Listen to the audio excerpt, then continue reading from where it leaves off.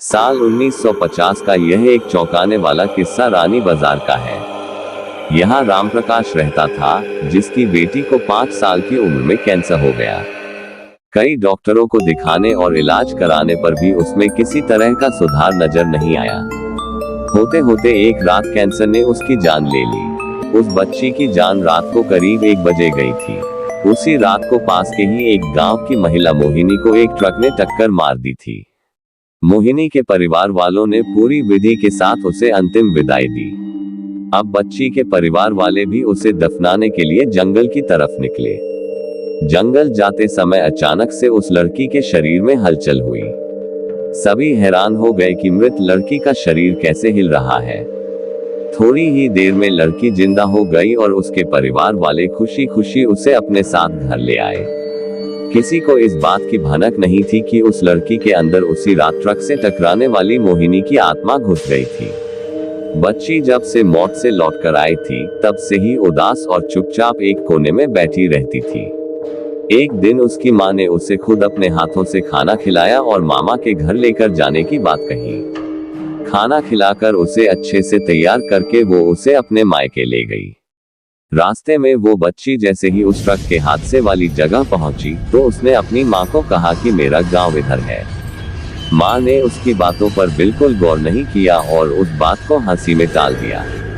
कुछ ही देर में वो अपनी बेटी के मामा यानी अपने भाई के घर पहुंच गई। 1-2 दिन बाद मामा जी के घर के आसपास ही बच्ची के अंदर घुसी मोहिनी को अपनी पड़ोसन सिमरन दिखी। उसने जोर से उसे नाम से पुकारा। सिमरन ने पलट कर देखा तो एक छोटी बच्ची थी। उसे बड़ी हैरानी हुई कि इस लड़की को मेरा नाम कैसे पता है। तभी मोहिनी ने अपने साथ बीती सारी बातें उसे बता दी। उसने कहा कि मेरे परिवार वालों ने मेरी मौत से ही पहले मुझे जला दिया था, इसलिए मेरी आत्मा भटक रही है। उसी दिन इस लड़की की भी मौत हो गई थी, तो मैं इसके शरीर में घुस गई। सिमरन ने ये बात अपने गांव जाकर सबको बता दी।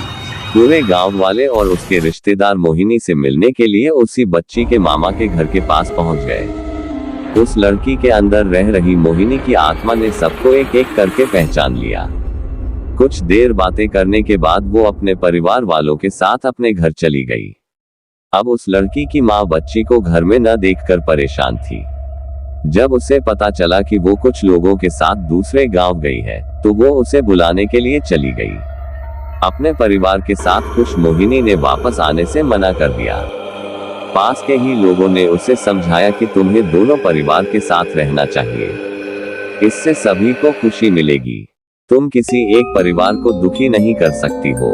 इस बात को सुनने के बाद लड़की के शरीर में रह रही मोहिनी अपनी माँ के साथ वापस आने के लिए राजी हो गई।